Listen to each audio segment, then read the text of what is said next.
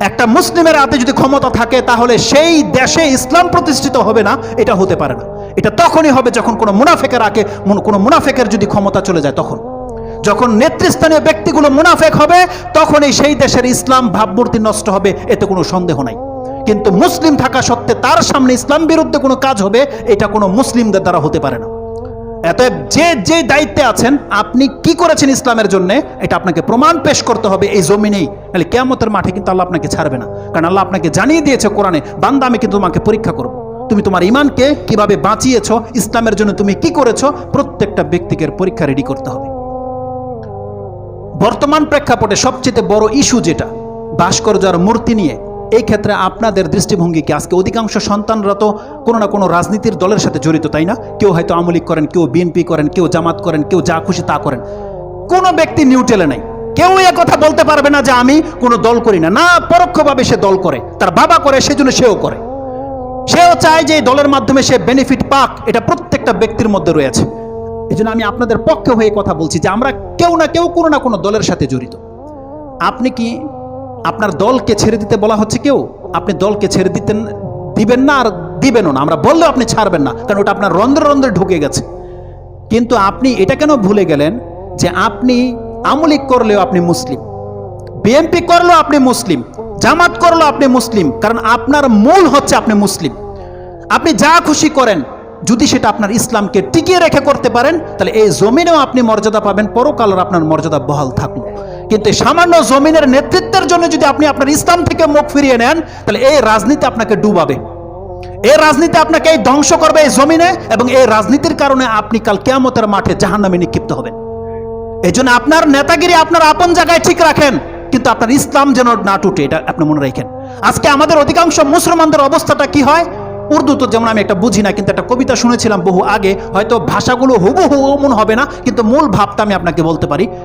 আল্লামা ইকবাল বা কেউ বলেছিল, তিনি বলেছিলেন মুসলমানদের ধারণা কি, कोई अगर कहे ईसा अल्लाह का बेटा है तो काफिर है, कोई अगर कहे उज़ैर अल्लाह का बेटा है तो काफिर है, कोई अगर करे भूतों की पूजा तो काफिर है, पर मुसलमानों के लिए बड़े कुशादा है राहे, नबी को चाहे खुदा कर दिखाए, इमामों का रुतबा नबी से बढ़ाए, আর সে ভাবে না উসকা ইসলাম ইমান টুটে না ইসলাম যায়। কথাটা তিনি এইভাবে বলেছিলেন যে মুসলমানদের মেন্টালিটি হলো, যখন কোনো ব্যক্তি বলবে ঈসা আলাইহিস সালাম আল্লাহর ছেলে, তো চট করে মুসলিম বলে দেবে এ কাফের, বলবে না? সত্য তো তাই, কাফের। কেউ যদি বলে উজাইর আল্লাহর ছেলে, তখন যে শুনবে সেই বলবে কাফের। যখন আমরা মুসলিমরা দেখি কোনো হিন্দু, কোনো অমুসলিম মূর্তির সামনে সেজদা করে, তখন আমরা চট করে বলে দিই তো কাফের, আমরা বলে দিই। কিন্তু আমাদের অবস্থা কি? আমরা কখনো কখনো নবীকে নিয়ে এত বেশি বাড়াবাড়ি করি যে নবীকে আমরা আল্লাহর স্থানে পৌঁছে দিয়েছি, কিন্তু আপনার কিছুই মনে হয় না। আপনি মনে করেন আমার ইমানও যায় নাই, ইসলামও ঠিক আছে। আজকে অধিকাংশ মুসলিমদের অবস্থা হয়ে গেছে এমন, ইমামদেরকে নিয়ে বাড়াবাড়ি করতে করতে নবীর স্থানে পৌঁছে দিয়েছে, কিন্তু সে মনে করে আমার ইমানও যায় নাই, ইসলামও ঠিক আছে। তিনি বলছেন যে মুসলিম আজকে নিজের খেয়াল খুশি মতো যা খুশি তা করে ফেলতেছে, সে মনে করতেছে যে আমার ইমানও ঠিক আছে, ইমানও টুটে নাই, ইসলামও ছুটে নাই। ব্যাপারটা কেমন? আল্লাহ সুবহানাহু ওয়া তাআলার মূলনীতি আছে, যেই ব্যক্তি শিরক করবে সেই মুশরিক, যেই ব্যক্তি ইসলাম পালন করবে সে মুসলিম, যেই ব্যক্তি ইসলাম পালন করবে না সেই ইসলামে থেকে বাহিরে। কোনো মূলনীতির আল্লাহ রাখছে যে কোনো বংশের ভিত্তিতে, কোনো কালারের ভিত্তিতে না। আল্লাহ বলছেন প্রত্যেকটা ব্যক্তির মান হচ্ছে তার ইমান এবং আমলের সাথে। অতএব আজকে যেই পজিশনটা শুরু হয়ে গেছে, আমি আমাদের আলেমদের একটা ভুল বা একটা ত্রুটি আমি আপনাদের কাছে পেশ করি, সেটা হচ্ছে এই, সবাই বলতেছে, কেউ বলছে ভাস্কর্য আর মূর্তি আলাদা নয়, ভাস্কর্য জায়েজ বলতেছে। আচ্ছা, আপনি কথাটা একটা কেন বুঝেন না কেন?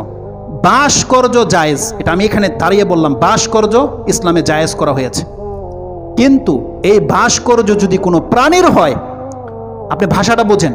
এরা বলতেছে ভাস্কর্য, আপনি একটা খাম্বা লাগিয়ে দিয়েছেন, এখানে খাম্বা গেড়ে দিয়েছেন, এটা হারাম হওয়ার কি আছে?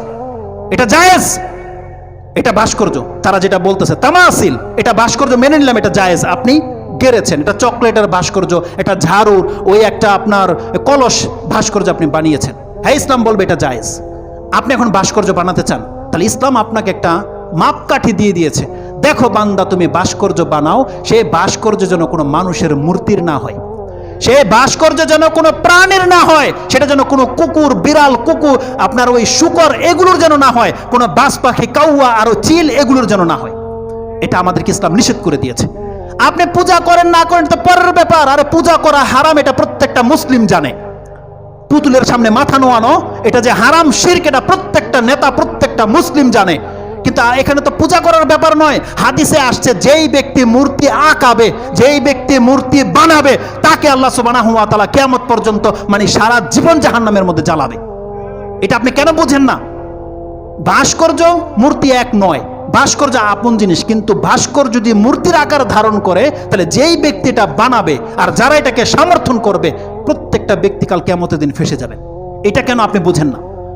আপনি আপনার রাজনীতি করেন আপনার প্ল্যাটফর্মে, যখন ইসলামের ব্যাপার, ধর্মীয় ব্যাপার, তাহলে ধর্মীয় নেতারা যখন একমত হয়ে গেছে যে কোনো মানুষের মূর্তি দিয়ে ভাস্কর্য বানানো জায়েজ নাই, আরে এখানে আপনি শেখ মুজিবুর রহমানের কথাটা বাদই দেন, বাংলার জমিনে যতগুলো মানুষের মূর্তি বানানো হয়েছে, যারা বানিয়েছে, যারা সমর্থন করে যাচ্ছে, কাল কিয়ামতের মাঠে প্রত্যেকটা হচ্ছে অপরাধী, প্রত্যেকটা অপরাধী, সেটা যেই কোনো দলের মূর্তি হোক। আর সৌদির বাদশারও যদি কোনো মূর্তি বানানো হয়, যারা বানাবে, সাপোর্ট করবে, তারা ফেসে যাবে কাল কিয়ামতের মাঠে।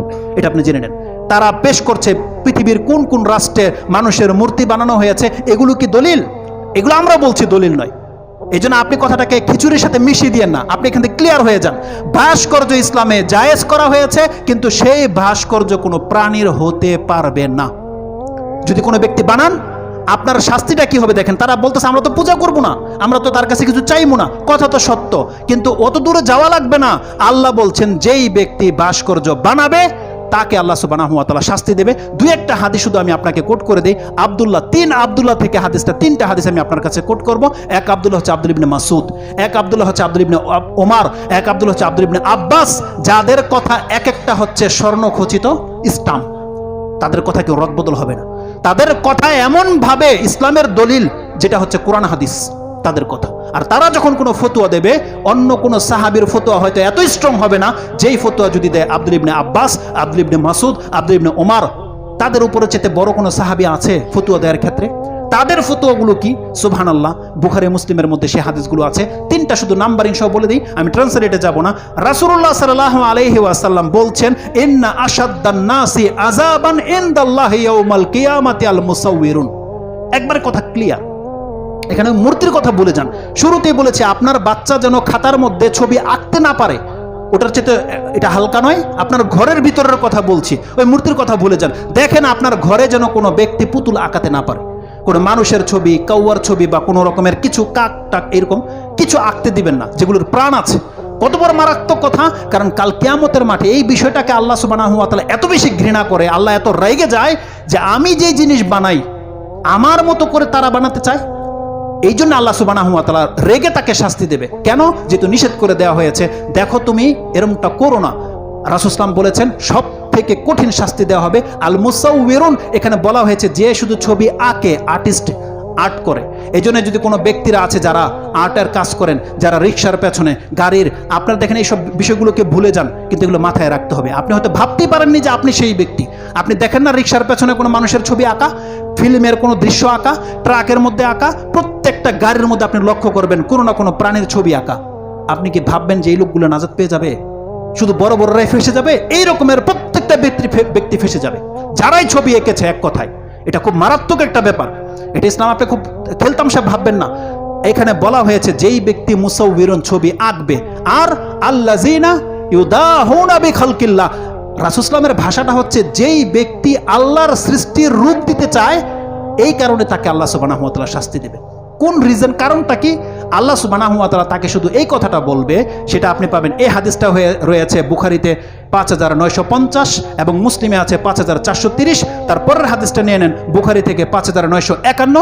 তাতে আল্লাহ সুবহানাহু ওয়া তাআলা বলছেন, ইন্নাল্লাযিনা ইয়াসনাউনা হাযিহি সুওয়ারা, যারা এই রকমের ছবিগুলো আঁকে, বানায়, কাল কিয়ামতের মাঠে তাকে বলা হবে ইউআযিবুনা ইয়াউমাল কিয়ামা, আযাব দেওয়া হবে। আর তাকে বলা হবে ইয়াকুলু লাহু, তাকে বলা হবে আহিয়ু মা খালাকতুম মা আসনাউ, তুমি যা বানিয়েছো, যা এঁকেছো, এখন এটার মধ্যে প্রাণ ঢেলে দাও, এটাকে জিন্দা করে দেখাও।